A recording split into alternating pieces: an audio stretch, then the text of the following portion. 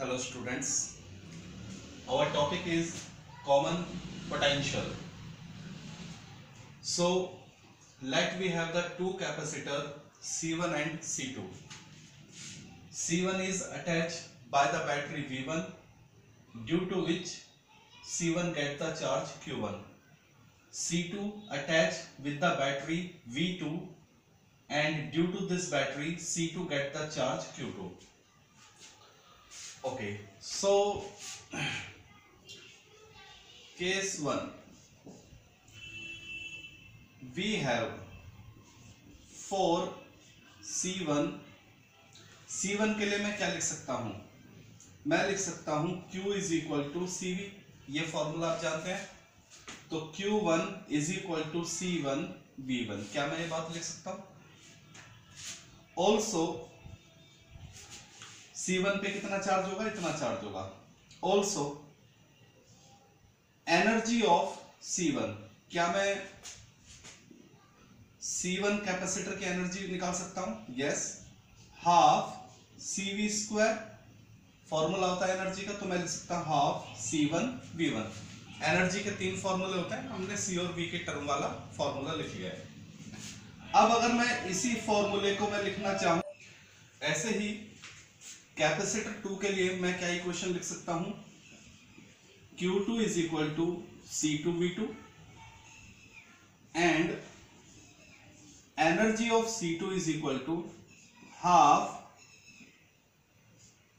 C2 V2 square. तो देख लीजिए मेरे पास दो कैपेसिटर C1 C2, जो C1 अटैच है बैटरी V1 से, C2 अटैच है बैटरी V2 से. तो बैटरी V1 की due to the battery V1 C1 पे चार्ज है Q1, due to the battery V2 C2 पे चार्ज है Q2. और कैपेसिटर C1 के लिए मैंने ये दो रिलेशन निकाल लिए हैं, चार्ज का और एनर्जी का. ऐसे ही चार्ज का और एनर्जी का. तो वीडियो को पॉज करके पहले ये नोट कर लीजिए. अब हमने क्या किया है, both the capacitor C1 and C2 disconnected by the battery. ये जो मेरा कैपेसिटर C1 है ये किससे कनेक्ट है? बैटरी V1 से. तो मैंने इसको डिस्कनेक्ट कर दिया, यानी बैटरी को मैंने हटा दिया. हमें मालूम है बैटरी हटाने से जो चार्ज कैपेसिटर पे होता है उस पर कोई फर्क नहीं पड़ता, वो एज इट इज रहता है. ऐसी मैंने C2 की बैटरी V2 को भी क्या कर दिया? डिस्कनेक्ट कर दिया. तो हमने C1 से भी बैटरी को हटा दिया, C2 से भी बैटरी को हटा दिया.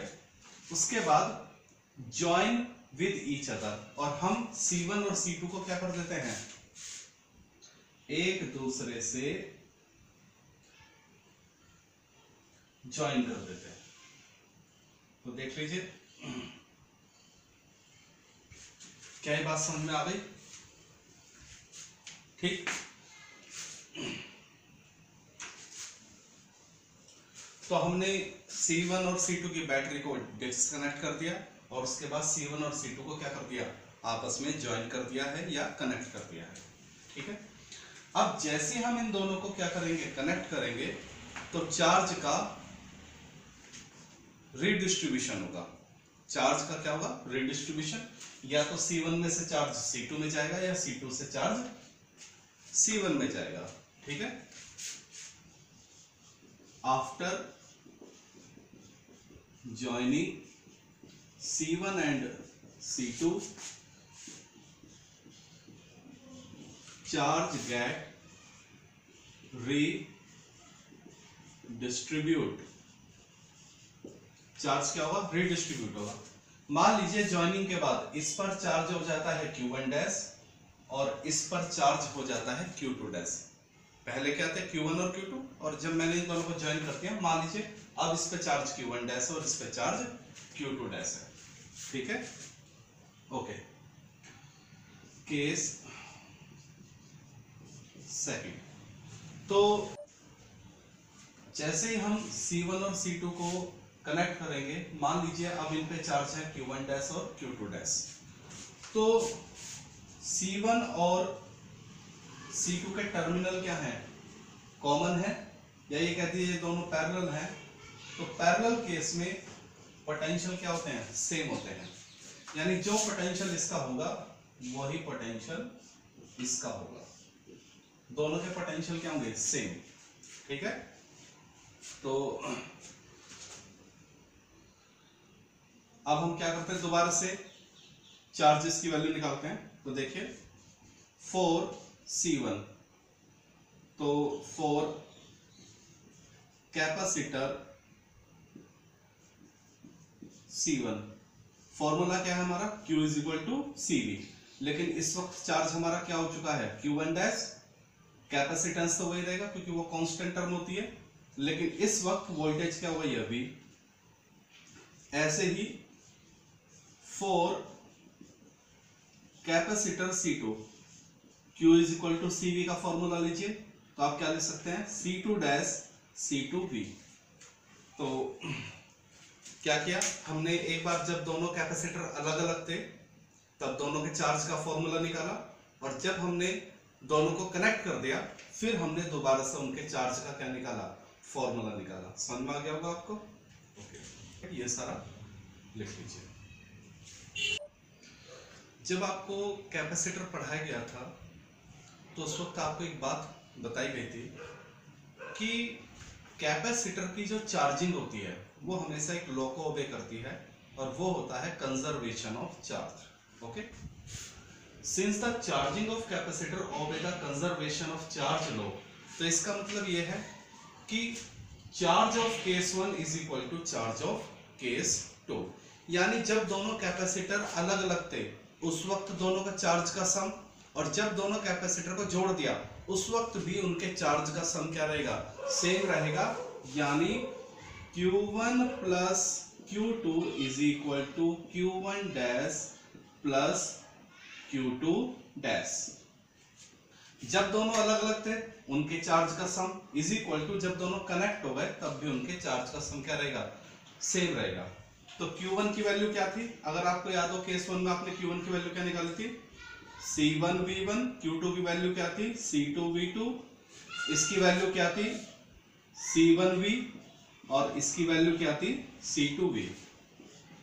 C1V1 C2V2 is equal to C1 plus C2V, और V is equal to C1V1 plus C2V2 upon C1 plus C2। This is the formula of common potential. जहां ये जो V है इसी को बोलते हैं हम कॉमन पोटेंशियल। तो डेरिवेशन इसका एग्जाम में आ जाता है या कई बार इसको, तो this is the formula of common potential. एक बात थोड़ा सा और समझेंगे, इस केस में एनर्जी क्या होगी। जैसे जब ये दोनों कैपेसिटर अलग अलग थे उस वक्त एनर्जी क्या थी, हाफ C1V1 स्क्वायर और हाफ C2V2 स्क्वायर, वो हमने केस 1 में लिखी थी। इस केस में एनर्जी क्या होगी, इस केस में एनर्जी होगी जब कैपेसिटर C1 और C2 कंबाइंड है।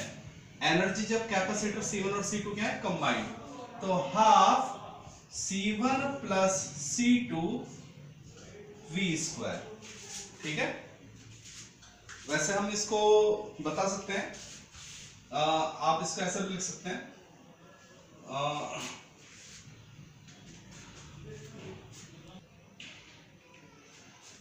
इसकी एनर्जी क्या होगी, हाफ C1V स्क्वायर, और इसकी एनर्जी क्या होगी, हाफ C2V स्क्वायर।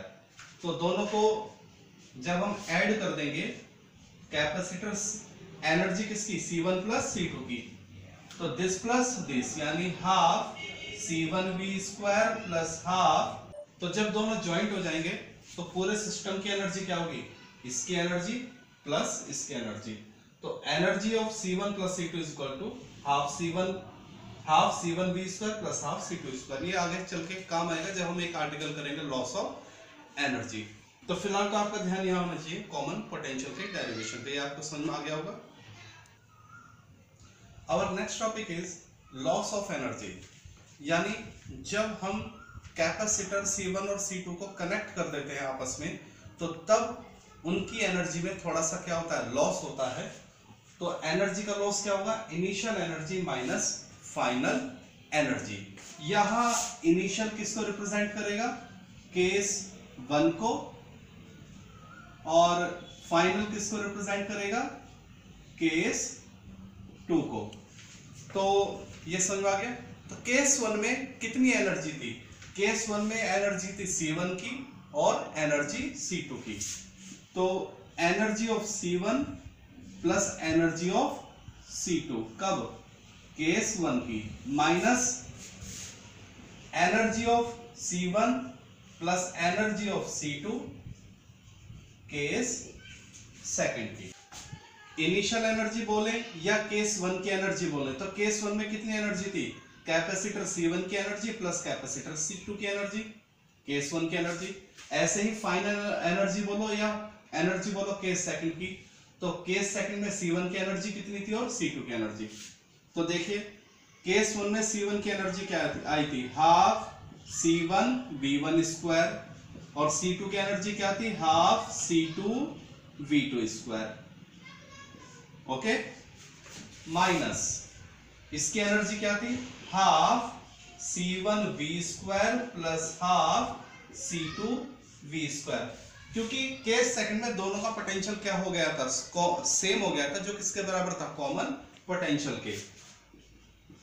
तो half C1 V1 square plus half C2 V2 square minus, इसमें से देख लीजिए हम क्या कर सकते हैं, half C1 plus C2 V square common ले सकते हैं।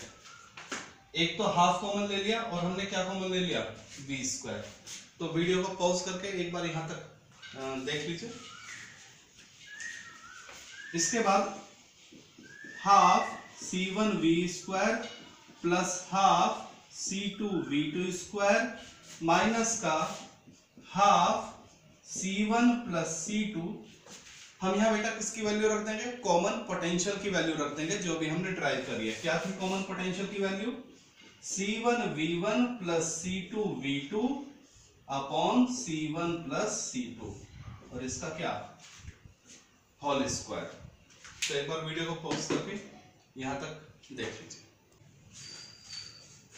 इस होल स्क्वायर को ऊपर अलग हम लेंगे और नीचे भी हम क्या ले लेंगे अलग। तो ऊपर बन जाएगा C1 V1 plus C2 V2 का होल स्क्वायर और नीचे C1 प्लस C2 का होल स्क्वायर। तो हमने इस स्क्वायर को दोनों के साथ ले लिया है। Okay, we get this equation. अब आप देखेंगे C1 प्लस C2 और C1 प्लस C2 का होल स्क्वायर, तो इससे ये टर्म क्या हो जाएगी, कैंसिल आउट हो जाएगी।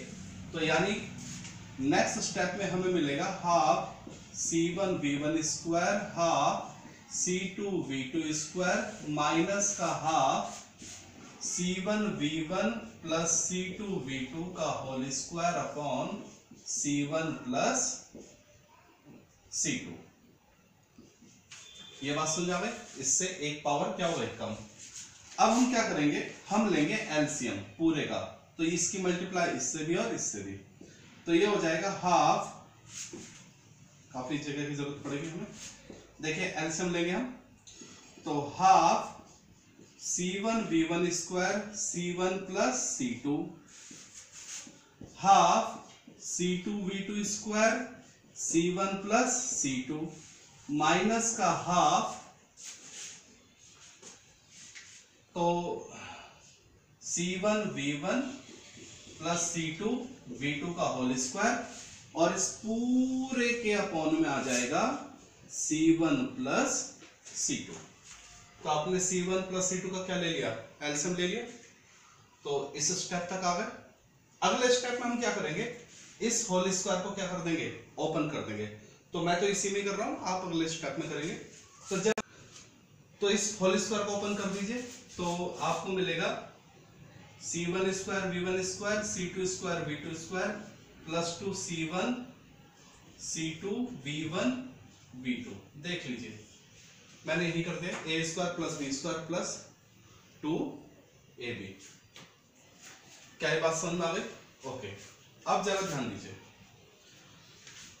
यहां हाफ C1 और मल्टीप्लाई कीजिए, तो half C1 V1 square V1 वो सॉरी C1 स्क्वायर हो जाएगा,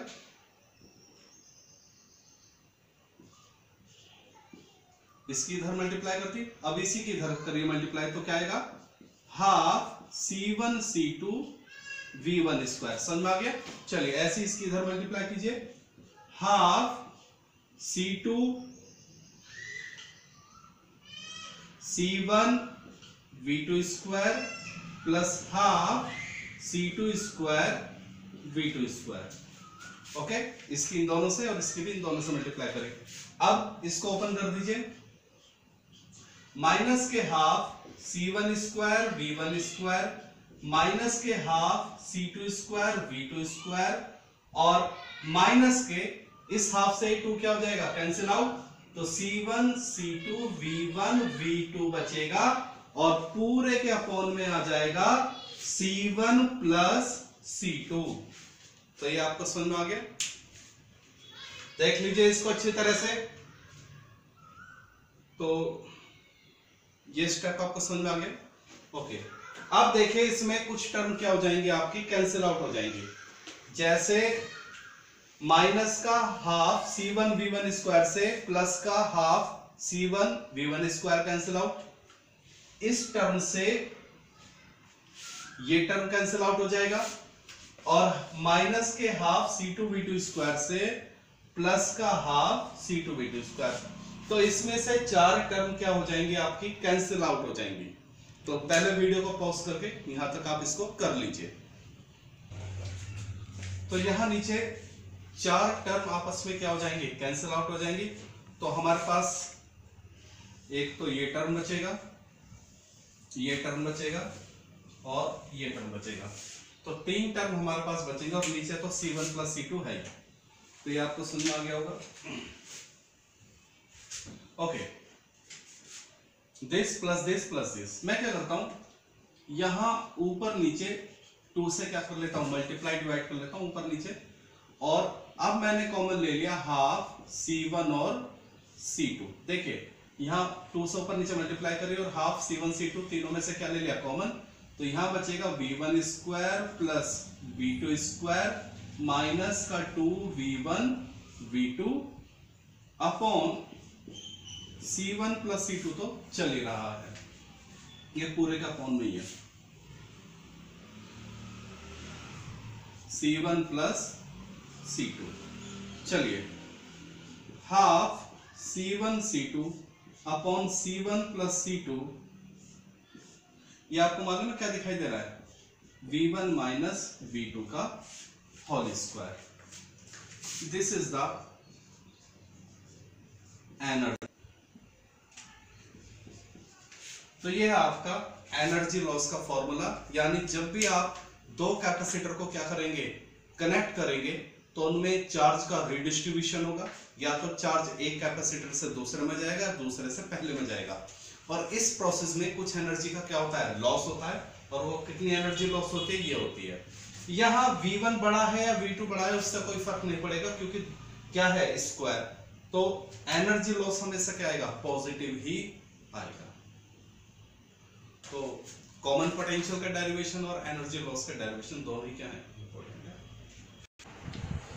now we have the solved example 2.10 of NCERT. तो वैसे तो इस न्यूमेरिकल में, इस क्वेश्चन में 3 पार्ट्स हैं and we will solve 1 by 1 each of them. तो अभी मैंने 2 पार्ट नहीं लिखे हैं, पहले लिखेंगे, पहले फर्स्ट पार्ट को देख लेते हैं। A 900 picofarad capacitor is charged by a battery 100 volt. How much electrostatic energy stored by the capacitor? It is quite easy one जो आपसे पूछा गया है। इसमें कहा है कि हमारे पास एक कैपेसिटर है, we have a कैपेसिटर, और इस कैपेसिटर को अटैच किया गया है एक बैटरी से। बैटरी है 100 वोल्ट, 100 वोल्ट की बैटरी है, और ये जो कैपेसिटेंस है ये दिया हुआ है C = 900 पिको फैरेड। ओके, तो आपसे क्या पूछी गई है? एनर्जी पूछी गई है। एक कैपेसिटर, उसकी कैपेसिटेंस दे दी गई है, उसको एक बैटरी से अटैच किया गया है, तो आपसे पूछा गया है इसमें कितनी एनर्जी स्टोर हो जाएगी। तो बेटा let's do the solution of first part. तो आपको मालूम है इलेक्ट्रोस्टैटिक एनर्जी के हमारे पास 3 फॉर्मूले हैं, तो we will use according to the requirement. तो अभी मेरे पास क्या है? कैपेसिटेंस है C 900 पिकोफैरेड और वोल्टेज, तो हमारे पास कैपेसिटेंस है, वोल्टेज है, तो which formula we will use? Half CV square. Okay, energy is equal to half C की वैल्यू 900 P को क्या होता है 10 की पावर -12 और वोल्टेज क्या है 100, लेकिन इसका स्क्वायर है तो we will write 2 times. Okay, तो 9/2, अब जरा जीरोस को एडजस्ट कर लें, 1 2 3 4 5 6, तो we have 6 zero of the positive और माइनस के 12 है, तो इट विल, देख लीजिए समझ में आ गया होगा, 1 2 3 4 5 6, वो 6 इसको क्या माइनस का 6 बना देंगे और 9/2 यानी 4.5 इंटू 10 की power -6 joule. This is the solution of the first part. तो इस कैपेसिटर में इस बैटरी की वजह से इतनी एनर्जी स्टोर हो जाएगी। In the second part of this numerical क्या कहा गया है? The capacitor is disconnected from the battery. हमसे कहा गया है कि ये जो हमारा कैपेसिटर था 900 पिकोफैरेड का, जो बैटरी 100 वोल्ट से अटैच था, अब इस कैपेसिटर को इस बैटरी से क्या कर दीजिए? डिसकनेक्ट कर दीजिए। The capacitor is disconnected from the battery and connected by another 900 picofarad capacitor। और हमने इसको क्या किया? देखिए मैं आपको बता देता हूं क्या कंडीशन रही है। बैटरी 100 वोल्ट, इसको बोल दीजिए C1 और ये है C2 पिकोफैरेड। देखिए क्या कंडीशन है, हमारे पास एक कैपेसिटर था C1 जो पहले से ही किससे अटैच था? बैटरी 100 वोल्ट, ठीक है, और एक दूसरा कैपेसिटर है C2 जिसकी वैल्यू क्या है? से 900 पिकोफैरेड। तो ये C1 ये C2। अब चूंकि ये तो बैटरी से अटैच है तो इसको मैं क्या V1 ले सकता हूँ? बिल्कुल ले सकता हूँ, लेकिन ये जो मेरा दूसरा कैपेसिटर है ये किसी भी बैटरी से अटैच नहीं है। तो अगर हम इसकी बैटरी पूछे तो वो क्या है? 0। तो हमारा जो दूसरा कैपेसिटर है वो तो किसी बैटरी से कनेक्ट ही नहीं है, तो यानी उसके लिए वोल्टेज क्या हो जाएगी? 0 हो जाएगी। तो देखिए पहला कैपेसिटर 100 से अटैच था C1 V1, दूसरा कैपेसिटर उसी वैल्यू का लेकिन वो किसी बैटरी से अटैच नहीं है, यानी V2 क्या हुआ? 0। अब सवाल वाले ने हमसे क्या बोला गया है कि आप इसको हटा दीजिए और इस C1 को एक दूसरे कैपेसिटर से क्या कर दीजिए? अटैच कर दीजिए, ठीक है। तो ये थोड़ा सा आप याद रखेंगे, हमारा V1 कितना था? 100 और V2 कितना था? V2 था हमारा 0, ये जरा याद रखेंगे। ओके, तो हमने C1 को C2 से क्या कर दिया? अटैच कर दिया, और जैसे ही हमने C1 को C2 से अटैच करा तो यानी इन दोनों का पोटेंशियल क्या हो जाएगा? सेम हो जाएगा। दोनों को अटैच कर दिया तो they will have a common potential. तो सबसे जरा अब हमें इस पूरे सिस्टम की क्या निकालनी है? एनर्जी निकालनी है। तो जरा ध्यान देना, एनर्जी क्या होगी? एनर्जी होगी हाफ CV², ये हमारा फॉर्मूला है हाफ CV² का, जहां ये C क्या होगा? जरा ध्यान देना, ये C एनर्जी किसकी? पूरे सिस्टम की। एनर्जी किसकी? सिस्टम की। तो ये CV क्या होगा? पूरे सिस्टम का होगा। तो इस सिस्टम में 2 कैपेसिटर पैरेलल है, तो क्या C कैसे आएगा? C1 प्लस C2 से, और यहां ये V क्या स्टैंड करेगा? ये V है हमारा कॉमन पोटेंशियल। समझे बात है भाई? तो हमें पूरे सिस्टम की क्या निकालनी है, energy, half C V square, जहां सी क्या होगा C1 प्लस C2, दोनों पैरेलल है, और V क्या होगा, कॉमन पोटेंशियल। तो एक बार जरा तो देखिए हमारा एनर्जी का फॉर्मूला क्या बन जाएगा, energy is equal to half C1 plus C2 और V क्या है, कॉमन पोटेंशियल। तो आपको कॉमन पोटेंशियल का फॉर्मूला मालूम है, कॉमन पोटेंशियल का फॉर्मूला क्या होता है, C1 V1 plus C2 V2 upon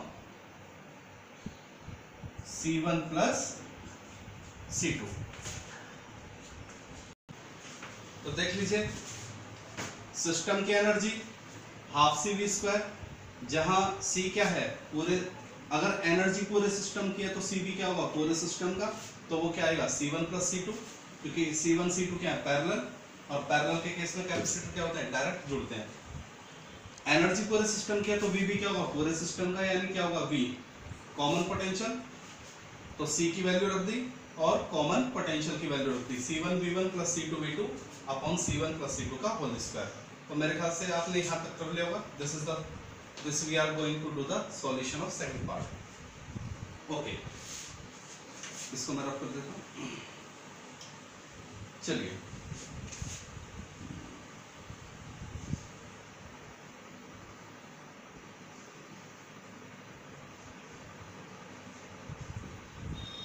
एक C1 प्लस C2 से ये क्या हो जाएगा कैंसिल आउट, क्योंकि इसकी पावर क्या है 2, तो हमें मिल जाएगा C1 V1 plus C2 V2 का whole square upon 2 C1 plus C2।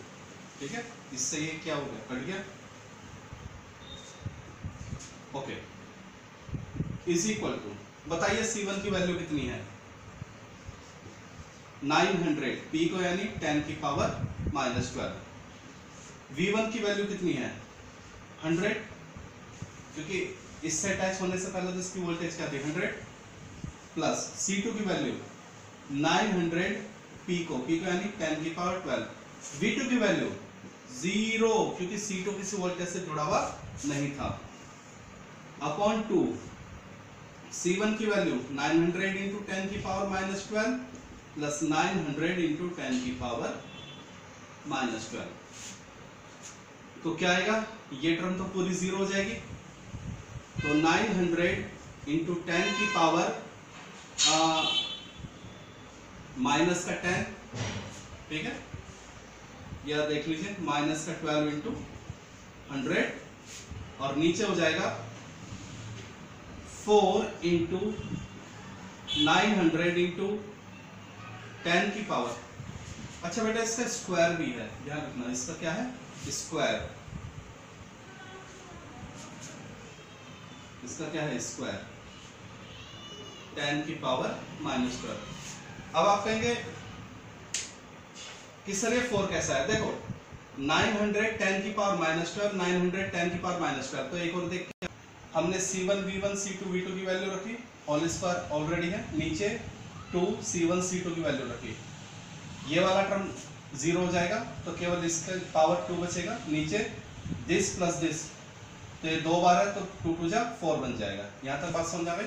Okay, अब देखिए क्या बचेगा,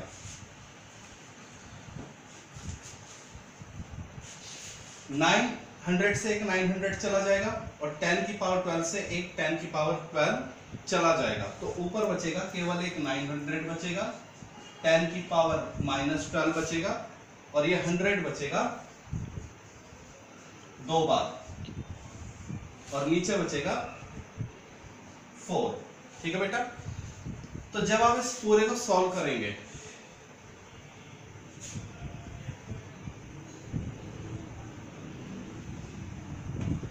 when you will solve all these data, ठीक है बेटा, तो जरा ध्यान देना, 9/4 ले लिया, 10 की पावर माइनस 12, देखना कितने जीरो, 1 2 3 4 5 हैं, यानी 10 की पावर 6, तो ये हो जाएगा 2.25 और 10 की power minus 6 joule. This is the energy of whole system. यानी इस बार जो एनर्जी आई है वो पहले वाले सिस्टम की एनर्जी से क्या आई है, हाफ आई है। तो थोड़ा सा पीसफुली इसको आप समझेंगे, वेरी इंपॉर्टेंट न्यूमेरिकल कंसेप्ट भी इजी, ठीक है। In the third part of this numerical हमसे पूछा गया है where is the reminder energy gone. जब ये कैपेसिटर C1 अकेला था तो इसके पास एनर्जी क्या थी 4.5 इंटू 10⁻⁻6 जूल, और जब इसी कैपेसिटर को C2 के साथ जोड़ा गया तो अब पूरे सिस्टम की एनर्जी क्या है 2.25 10⁻⁻6 जूल, यानी आधी एनर्जी क्या हो गई लॉस हो गई। तो वही इसने हमसे पूछा है वो एनर्जी गई कहाँ। तो इसमें आपको केवल सिंपल याद रखना है कि जब भी कोई कैपेसिटर वर्क करता है तो उसकी कुछ एनर्जी कैपेसिटर दूसरे कैपेसिटर पर वर्क करेगा या बैटरी किसी कैपेसिटर पर वर्क करेगी, तो during this work some amount of energy get loss in the form of heat या इलेक्ट्रोमैग्नेटिक रेडिएशन। तो आपको याद रखना है एनर्जी लॉस। अभी हमने थोड़ी देर पहले एनर्जी लॉस का आर्टिकल भी किया था, तो वहां भी आपसे पूछा जा सकता है कि वो जो एनर्जी लॉस है वो किस फॉर्म में होता है हीट और इलेक्ट्रोमैग्नेटिक वेव के फॉर्म में। तो energy loss in the form of heat and EMW पूरा नाम है, चलो लिख देते हैं। अब वैसे आप आगे पढ़ेंगे इलेक्ट्रोमैग्नेटिक वेव, तो ये आपको डायरेक्टली याद करना है। तो it's a good one numerical, तो एनसीईआरटी का न्यूमेरिकल अच्छा न्यूमेरिकल होगा, तो आप इसको देखें, समझें और प्रैक्टिस करें।